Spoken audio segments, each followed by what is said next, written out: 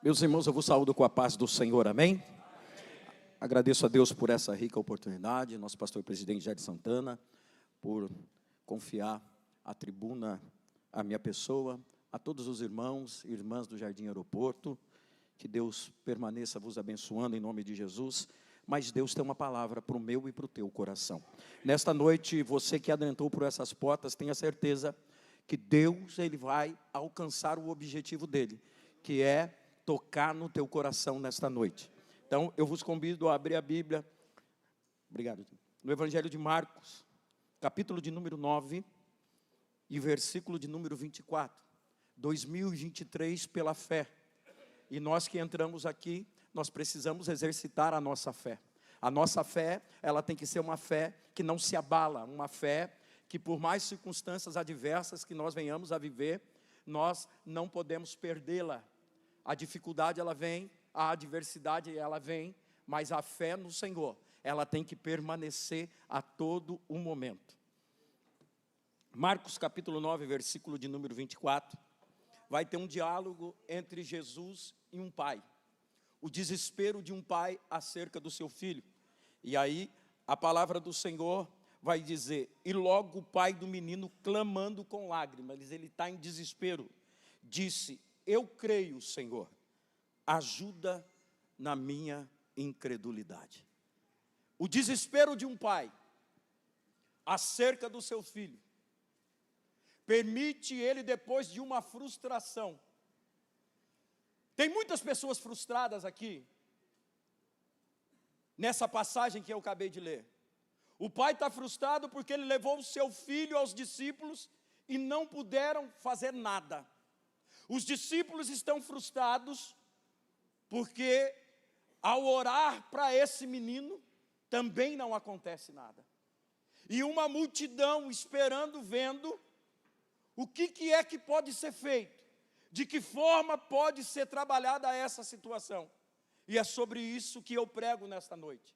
Eu prego para as pessoas que por um momento na sua vida, na sua trajetória, você se frustrou com alguma circunstância. Oraram e não aconteceu nada. Foi até alguém e não pôde fazer nada.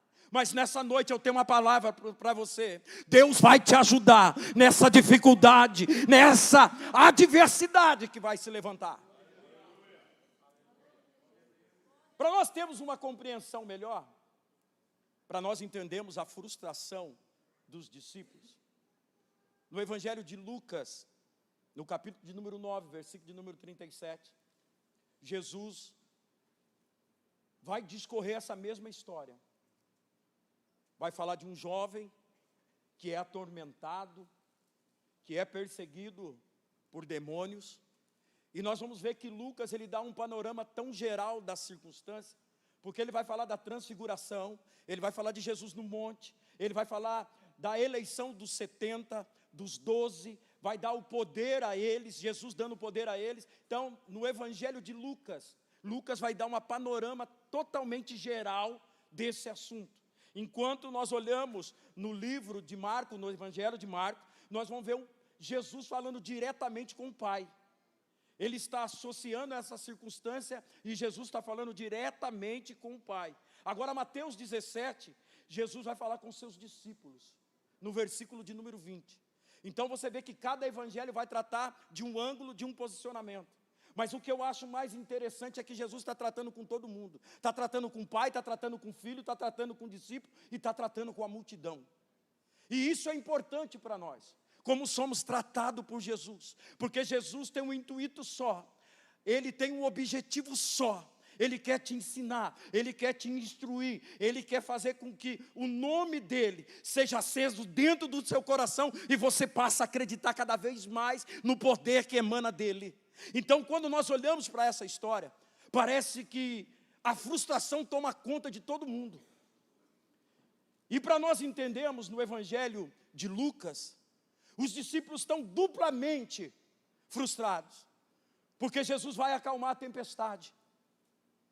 E acalmando a tempestade, é interessante que Jesus vai dizer para eles, o que eu gosto nessa passagem é que Pedro desce do barco e vai em direção a Jesus. E quando ele se vê em aperto, porque ele olha para o vento, ele olha para as ondas, e ele começa a afundar, ele vai pedir a Jesus um auxílio, um socorro, dizendo: se o Senhor não me ajudar, eu vou morrer.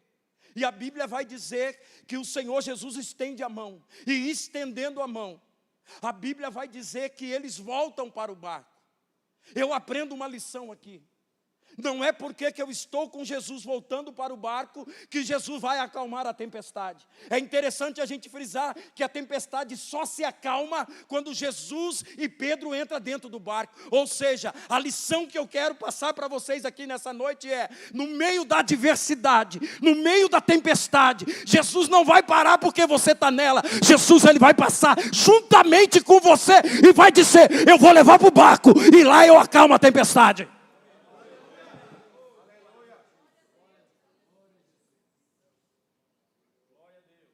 No Evangelho de Mateus, capítulo de número 10, no versículo 1, nós vamos ver Deus, através da pessoa de Jesus Cristo, dando poder e autoridade aos seus discípulos. E quando nós olhamos para isso, no Evangelho de Mateus, nós ficamos meio perplexos, porque ele dá todo o poder sobre todo o espírito maligno, sobre todo o mal. E aqui os discípulos vão orar, porque eles já receberam do Pai aquilo que eles precisavam. E aparece esse menino no cenário. Pedro, Tiago e João estão no monte, na transfiguração de Jesus, e desce. Jesus fala para eles: não fala nada do que aconteceu. Só que quando Jesus chega, o alvoroço está acontecendo. E a conversa entre eles é: tem alguma coisa errada. Está acontecendo alguma coisa. Até que chega um pai do menino e vai abordar Jesus. E abordando Jesus, ele vai indagar e vai falar exatamente do que aconteceu. Nós podemos olhar no capítulo 9, versículo 18, que o pai do menino leva esse menino aos discípulos, pedindo uma oração, uma libertação, pedindo um milagre. Só que a Bíblia vai dizer, e o pai do menino vai confirmar, que eles não conseguem fazer isso. E o que eu acho mais interessante ainda é que essa discussão vai para longe. E Jesus vai desferir uma palavra que vai mexer comigo e com você. Jesus agora ele vai ser um pouquinho mais enérgico na sua forma de abordagem. Ele vai dizer assim: ó geração incrédula e perversa, até quando eu estarei convosco? Até quando vos sofrerei ainda? Traze-mo. Jesus agora vai mexer com todo mundo. Ele está mexendo com uma geração toda. Não escapa ninguém.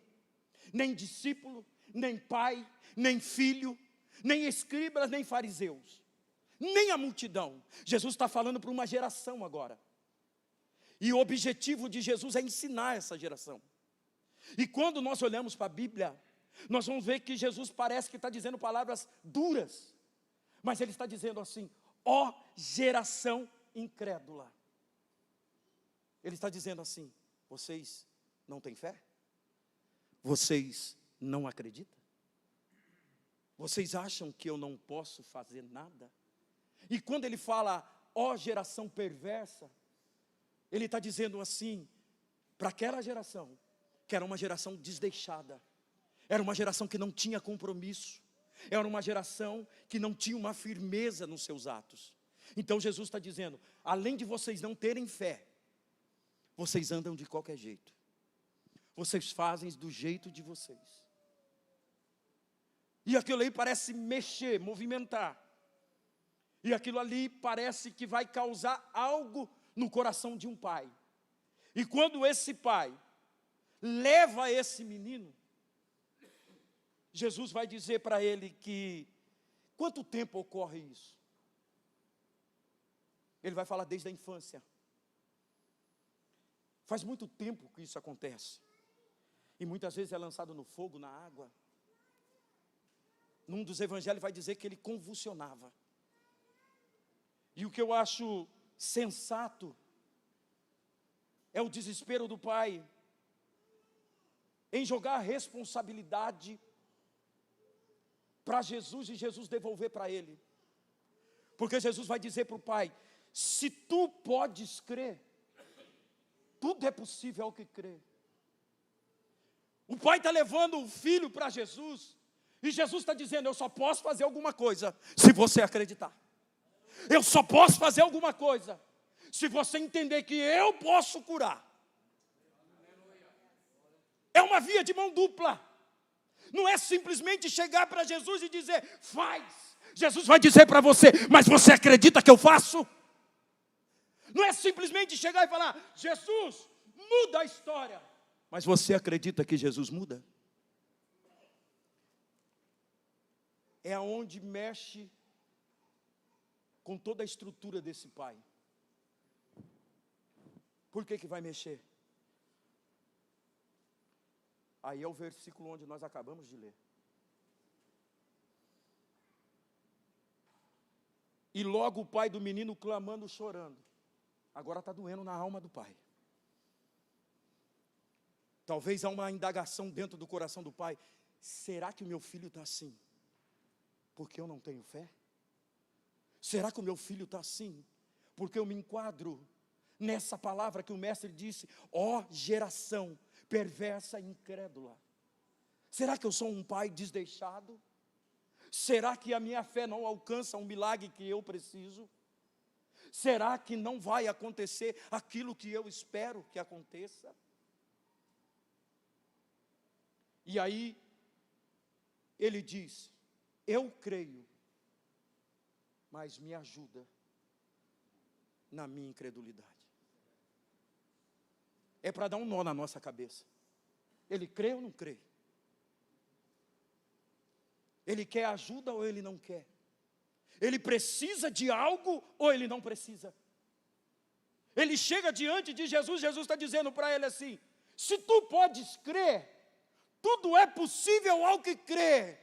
E ele está dizendo: eu creio, mas eu duvido. Eu creio, mas eu não alcanço essa fé. O Senhor pode me ajudar? Tem ajuda de Jesus aqui nessa noite. Tem ajuda de Jesus aqui nessa noite. Tem ajuda de Jesus aqui nessa noite. Quantos de nós, em algum momento da nossa trajetória, nós tínhamos a fé? Porque uma coisa eu vou dizer para os irmãos: a frustração desse pai era tanta, porque a notícia dos discípulos corriam, que havia libertação, que havia cura, que havia milagre. E quando ele chega todo esperançoso para os discípulos orar e não acontece nada, aí é que esse pai se destaca. Ele está frustrado, ele não tem milagre, mas ele não desistiu de ir aos pés de Jesus. Os discípulos não resolveram, mas tinha um que tinha o poder, a autoridade, e estava com a vida no altar. Ele ainda teve coragem de chegar diante de Jesus. Porque tem gente que desiste na primeira. Se Naamã não mergulha 7 vezes, não tem milagre. Tem gente que ora uma vez e já desiste, já volta para trás. Mas esse pai toma uma atitude. Os discípulos não puderam, estão na escolinha ainda, estão aprendendo. Eu vou é no mestre. Jesus, socorre meu filho. Ajuda meu filho. E Jesus está dizendo: para mim ajudar o teu filho, eu vou ter que ajudar você primeiro. Para mim fazer no teu filho, eu vou ter que fazer em você primeiro. Para mim mudar a história do seu filho, eu vou ter que mudar a tua história primeiro. E aí sabe o que acontece? Até agora eu não falei dos discípulos. Os discípulos estão olhando. Jesus está chamando uma geração inteira. E os discípulos estão olhando, falando: será que nós encaixa nisso? Será que o mestre está falando para nós? Jesus sempre deu o exemplo da oração. Jesus sempre chamou seus discípulos a orar. Eles não tinham aptidão para tal. Só que depois da descida do Espírito Santo, qualquer hora é hora para orar. Eles aprenderam que a oração abre uma via de acesso com Deus. E Jesus vai repreender da vida daquele menino o espírito mudo, o espírito surdo, a convulsão. O menino cai como se fosse morto. E as pessoas estão todas apreensivas, dizendo, ele morreu. Mas Jesus estende a mão, levanta o menino. E aí a história muda. Agora o foco não é mais o pai e o filho. Porque Jesus fez um milagre. A fé daquele homem foi edificada. A restauração aconteceu dentro do coração daquele homem. Eu tenho uma palavra de Deus para a tua vida. Talvez você entrou aqui frustrado. Talvez você entrou aqui orando acerca de alguma coisa e não aconteceu nada. Tem receita? Não, tem ensinamento. Tem direção de Deus. Os discípulos vão perguntar para Jesus, Jesus, por que é que nós não podemos expulsar ou fazer tal milagre? Jesus vai dizer para eles, essa casta de demônio, ela só sai com jejum e oração. Tem coisa, meus irmãos, que se não tiver transformação, santidade, não tem milagre. Se você não mudar o seu estilo de vida, se você não apertar a sua sandália, não tem milagre. Você pode orar, você pode falar no nome de Jesus e não acontecer nada. Jesus está ensinando os seus discípulos agora, está vendo por que eu estou chamando vocês de geração perversa e incrédula? Quando eu chamo vocês para orar, vocês não oram. Quando eu falo para vocês se separar, se santificar, vocês não jejuam. Precisa um pouquinho mais de nós. Agora eu falo um pouquinho para nós. Nós precisamos mudar as nossas atitudes em relação às coisas do céu, do alto. Nós precisamos jejuar mais, nós precisamos orar mais, nós precisamos ler mais. Uma vida separada, santificada, se aproxima nós de Deus. E quando nós temos Deus, nós vencemos as adversidades que se levantam. Por que eu estou dizendo isso?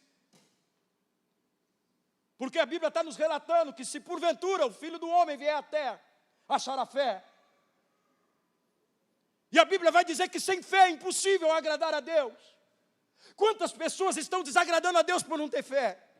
Quantas pessoas estão desagradando a Deus por não acreditar que Deus faz? Quantas pessoas estão dizendo que Deus não é mais o mesmo? Antigamente fazia, agora não acontece. Ei, não tem nada a ver com Deus, é com nós. É a geração que está desdeixada, é a geração que não está acreditando. Mas nessa noite eu quero crer que aqui na sede, em nome de Jesus, nossa vida é mudada e transformada pelo poder de Deus.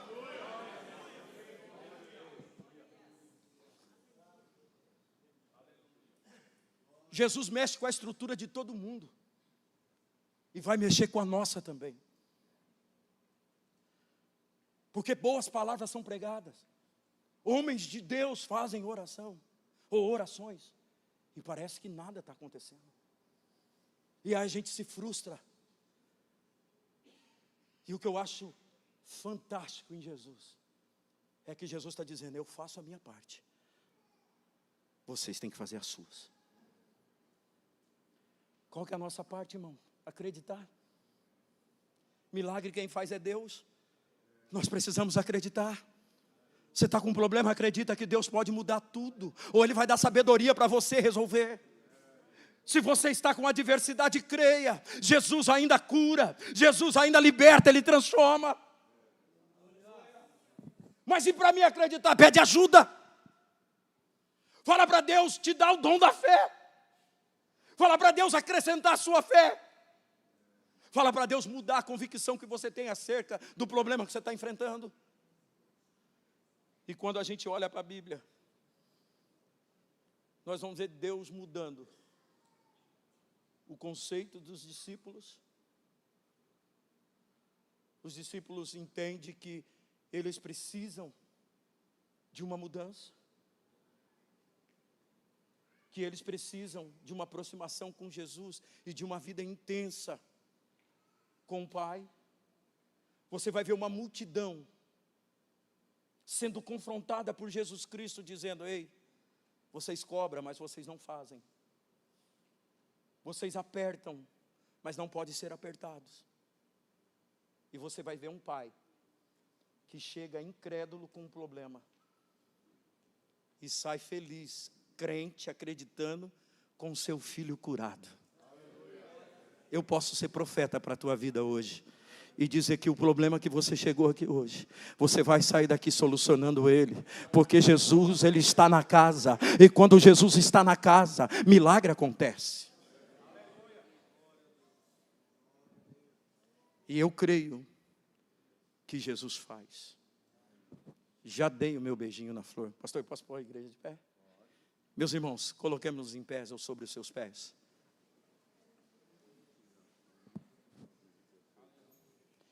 Eu quero saber se nessa noite tem alguém aqui que nos visita e que, ouvindo essa palavra, precisa mudar a sua convicção acerca de Jesus Cristo.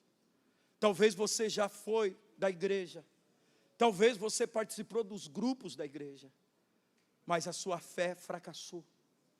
A circunstância da sua vida não permitiu você avançar. Talvez você está aqui nessa noite. Ou se tem alguém aqui que a convite de alguém entrou, mas ainda não se rendeu aos pés de Jesus, e nessa noite quer sair daqui como esse pai, dizendo: Senhor, eu creio, mas eu preciso mudar a forma na qual eu creio. Tem alguém aqui nessa noite que quer entregar a sua vida ao Senhor, ou quer retornar para os caminhos do Senhor? Levante a sua mão, nós queremos orar por você. Jesus está falando com você. Jesus não erra de endereço. Jesus fala com pessoas presentes. Tem alguém aqui nessa noite que precisa reafirmar a sua fé? E precisa dizer assim: eu preciso voltar. Eu preciso encaminhar a minha vida. Tem alguém aqui nessa noite? Só levanta a sua mão. Queremos orar por você. Jesus está falando com você. Tem alguém aqui? Se tiver, não tenha vergonha. Eu digo lá na congregação do Jardim Aeroporto: vergonha a gente tem que ter de permanecer no pecado. Agora, de levantar a mão para vir aceitar Jesus e mudar de vida, isso aí é poder de Deus para a nossa vida. Tem alguém aqui nessa noite que quer entregar sua vida ao Senhor? Ou reconciliar? Levanta a sua mão. A oportunidade está sendo dada. Tem?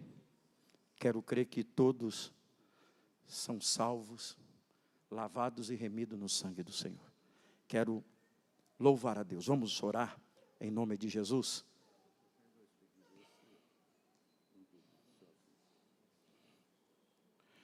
A irmã Vilma pede oração para seu filho que vai fazer uma biópsia. O evangelista Roberto Rivelino pede oração por sua esposa, a irmã Eliana, que está no hospital.